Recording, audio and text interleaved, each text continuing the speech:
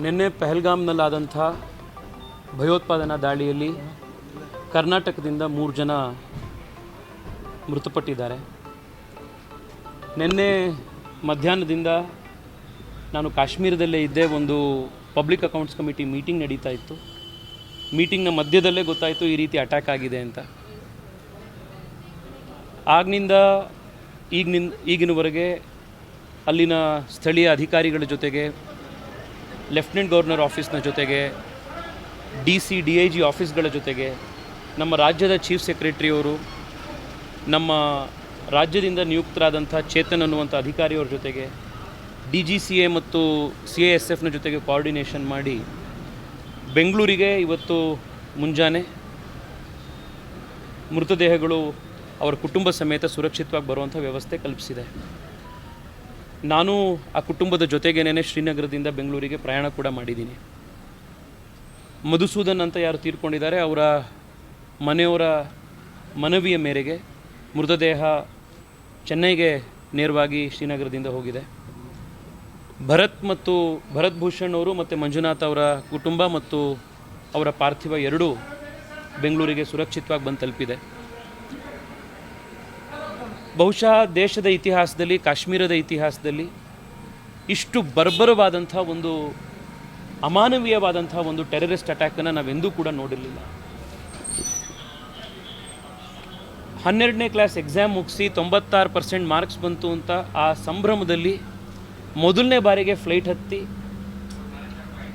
ಇಡೀ ಕುಟುಂಬ ಹೋಗ್ದಂಥ ಮಂಜುನಾಥ್ ಅವರ ಕುಟುಂಬ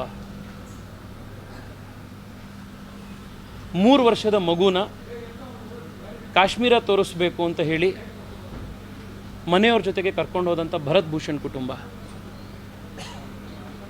ಏನು ತಪ್ಪು ಮಾಡಿದ್ರು ಇವರು? ಇವ್ರಿಗೆ ಏನು ಅಂತ ಸಾಂತ್ವನ ಹೇಳ್ತೀವಿ?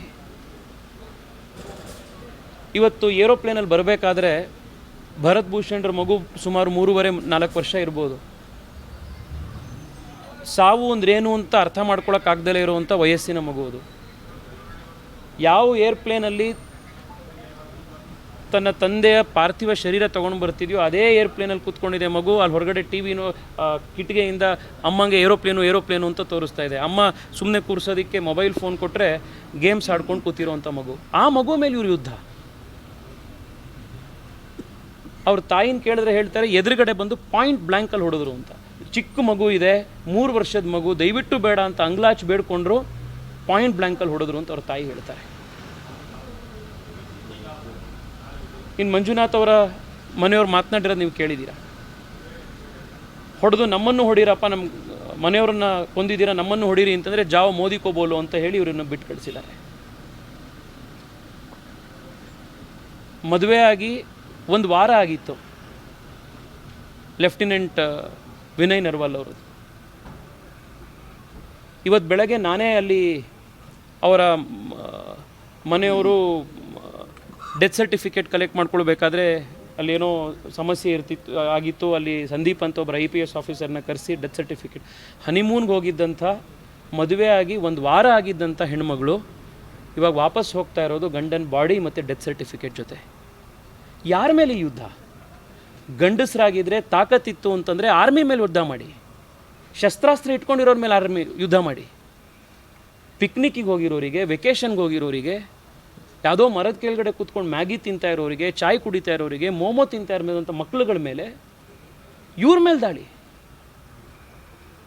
ಇದು ಅತ್ಯಂತ ಅಮಾನವೀಯವಾದಂಥ ಒಂದು ಕೃತ್ಯ. ಅದರಲ್ಲೂ ಅವ್ರನ್ನೆಲ್ಲ ಕೇಳಿದ್ರೆ ಅವ್ರು ಹೇಳ್ತಾ ಇದ್ದಾರೆ, ಯಾರು ಹಿಂದೂ ಅವರನ್ನು ಮಾತ್ರ ಹುಡುಕಿ ಟಾರ್ಗೆಟ್ ಮಾಡ್ಕೊಂಡ್ರು ಅಂತ. ಯಾರು ಸಿಂಧೂರ ಇಟ್ಕೊಂಡಿದ್ರು, ಕುಂಕುಮ ಬೊಟ್ಟು ಇಟ್ಕೊಂಡಿದ್ರು, ಕೈಗೆ ಬಳೆಗಳು ಹಾಕ್ಕೊಂಡಿದ್ರು ಅಂಥವ್ರು ನೋಡಿ ಹೊಡೆದ್ರು ಅಂತ. ಭಯೋತ್ಪಾದನೆಗೆ ಧರ್ಮ ಇಲ್ಲ ಅಂತ ಭಾಷಣ ಮಾಡೋರಿಗೆ ಇವತ್ತು ತಲೆ ತಗ್ಗಿಸ್ಬೇಕು ಇವರು. ಮಂಜುನಾಥನ ಕೊಂದಿದ್ದಾರೆ, ಮೊಹಮ್ಮದನ್ ಬಿಟ್ಟಿದ್ದಾರೆ ಅಂದರೆ ಏನರ್ಥ? ಅವ್ರು ಸಂದೇಶ ಕೊಟ್ಟಿದ್ದಾರೆ ಸ್ಪಷ್ಟವಾಗಿ. ಈ ಸಂದೇಶ ನಾವು ಅರ್ಥ ಮಾಡ್ಕೊಳ್ಳಿಲ್ಲ ಅಂತಂದರೆ ಭಗವಂತನೇ ಇಳಿದು ಕೆಳಗಡೆ ಬಂದ್ರೂ ನಮ್ಮನ್ನು ಉದ್ಧಾರ ಮಾಡೋಕ್ಕೆ ಸಾಧ್ಯ ಇಲ್ಲ, ನಮ್ಮನ್ನು ಪ್ರೊಟೆಕ್ಟ್ ಮಾಡೋಕ್ಕೆ ಸಾಧ್ಯ ಇಲ್ಲ.